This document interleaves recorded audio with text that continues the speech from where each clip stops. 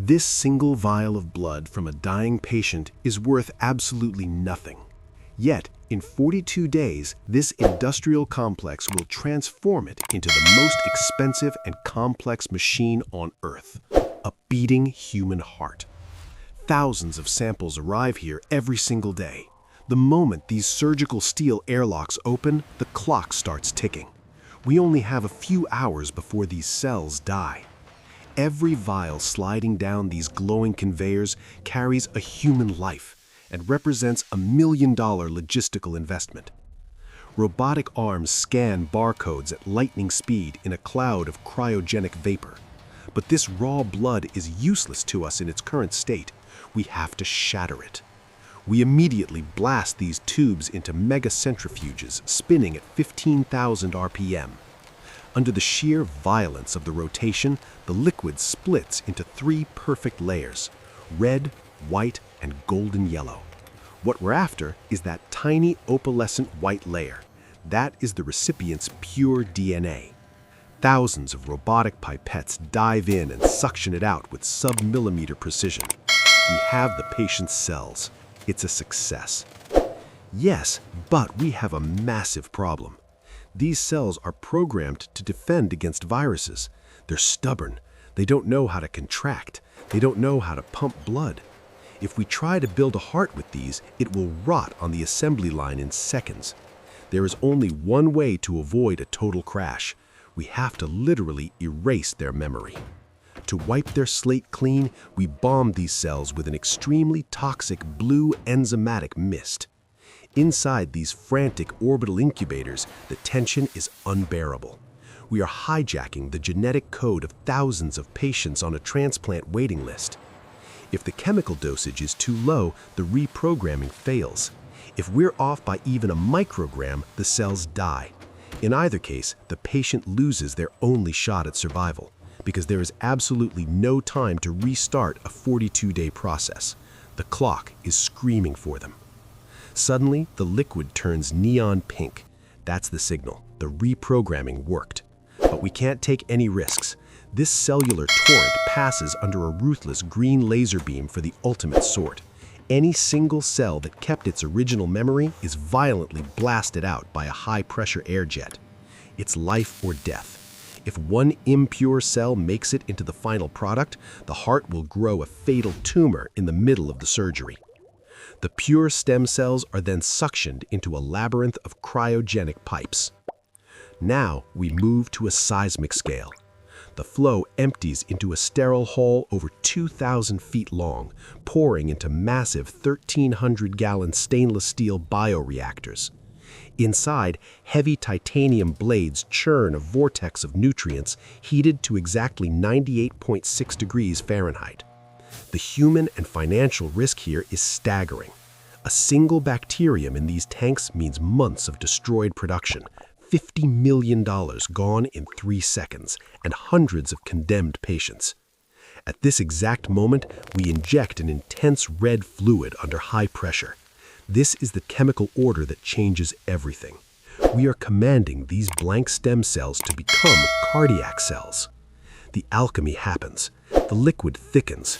The tank literally fills with liquid muscle. We then use hydraulic presses to filter this soup and extract a thick, glistening, deep red cellular paste. It is a scientific miracle. We have billions of living human heart cells ready to beat. But we face the factory's greatest paradox. You can't transplant a liquid soup into a dying man's chest. We need a skeleton to hold this cellular paste, and we need it right now, before these billions of cells suffocate. And the raw material we use for this scaffold will chill you to the bone. To build this emergency scaffold, we don't manufacture plastic. We use a real heart, a freshly harvested pig heart.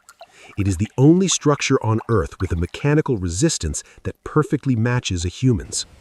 But if we transplant this organ as is, the patient's weakened immune system will detect the intruder. It will attack and destroy it in less than 30 minutes, causing a lightning-fast death right on the operating table. We must eliminate every trace of the animal's DNA. We brutally plunge the red organ into bubbling mild acid bath. The chemical reaction is a silent violence. Clouds of white foam saturate the tank. Simultaneously, mechanical cannulas hook into the arteries, injecting powerful detergents deep inside the heart.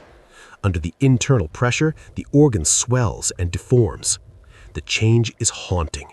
The pig cells dissolve, and the heart loses all its color, turning from deep red to a sickly pale pink. But the stopwatch is merciless. In the next hall, the patient's billions of human cells are already starting to suffocate. We have to speed up. We blast the heart with ultra-pure water under extreme high pressure. The water pulverizes the organ from every angle, twisting it under the force of the jets. This is the most critical step in the entire factory. If a single micron of pig cell survives this wash, the rejection will be instant and the recipient won't survive the night. The water finally drips off in slow motion.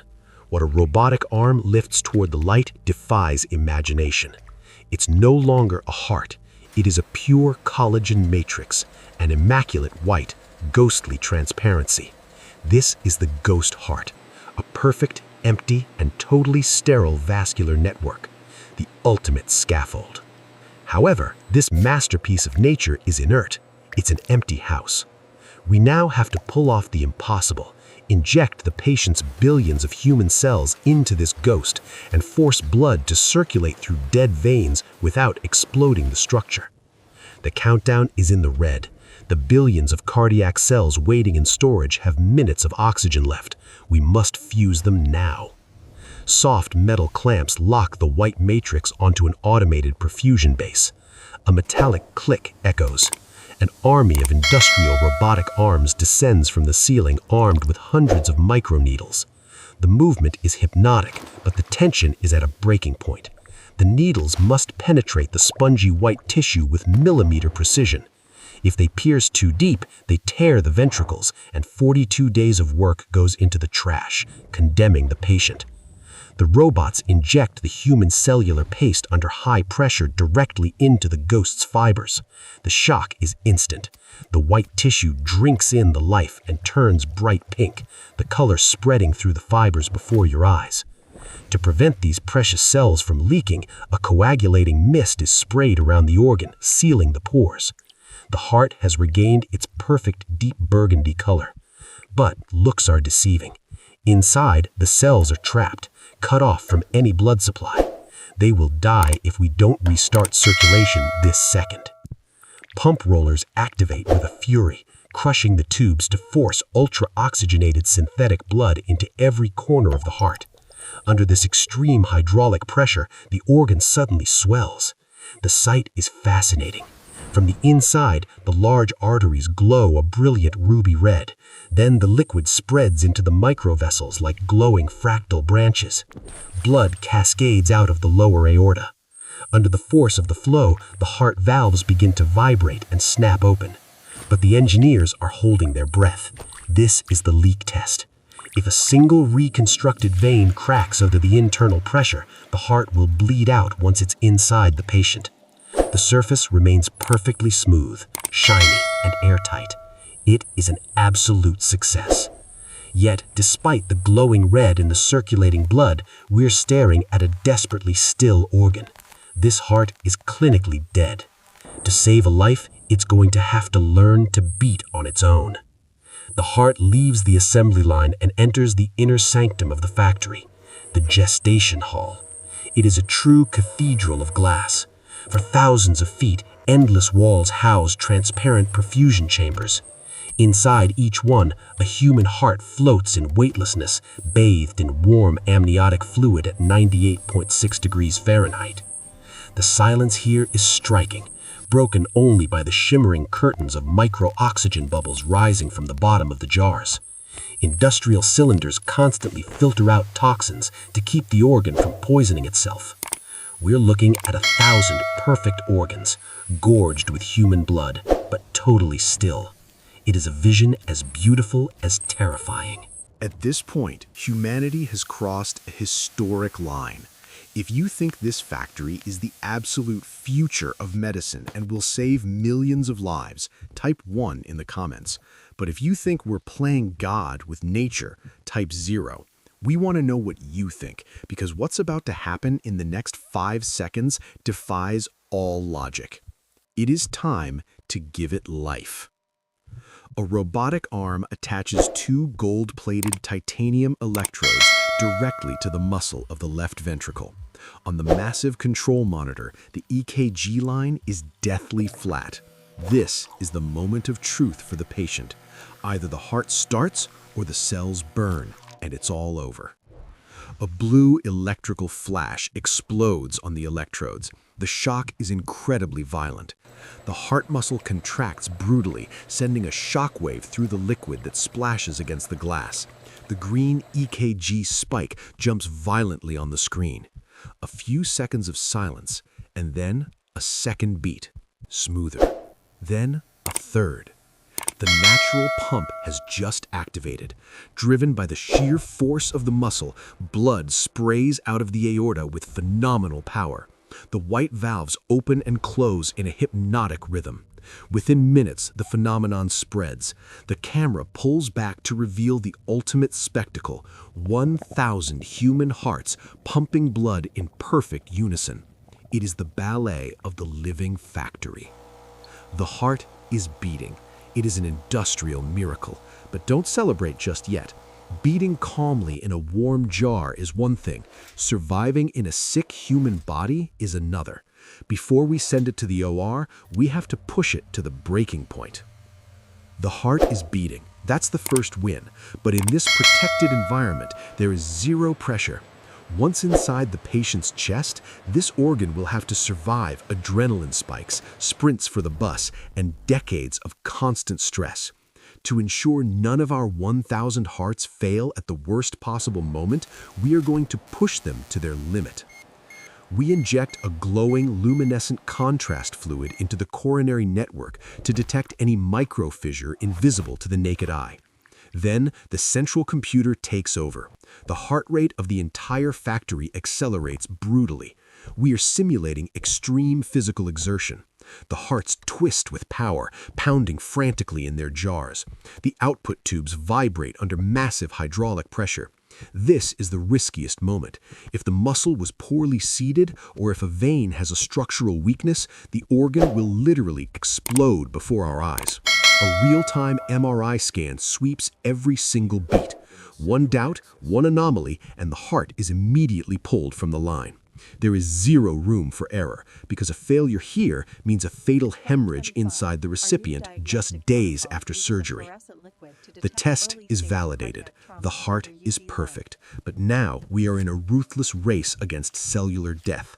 The moment we disconnect the organ from its gestation tank, it starts to die. Every second lost is a heart cell that stops working. We delicately place the living heart into a heart-in-a-box transport case.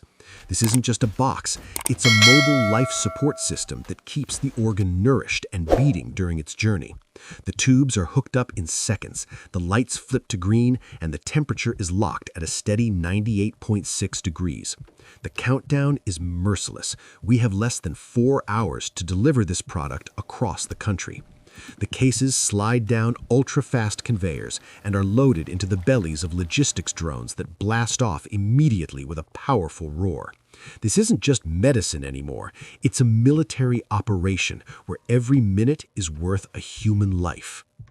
At the other end of the chain, in a sterile operating room, the drone delivers its precious cargo. Surgeons grab the organ, still beating vigorously in its glowing box. The circle is complete. Remember that dying patient whose blood we took 42 days ago? Here he is today. He's no longer breathing through machines. He's no longer dependent on tubes. He's running in a park, his face lit by the sun, feeling that custom-made muscle beating powerfully in his chest. This factory produces 500 hearts a week, but it's only just the beginning. If we can manufacture the most complex muscle in the human body, imagine what we can do tomorrow with lungs, kidneys, or even entire limbs. If you think this automation of life is the greatest breakthrough of the century, type 1 in the comments. If the idea of manufacturing humans terrifies you, type 0. And to make sure you don't miss the next industrial revolutions that will change your world, hit that subscribe button.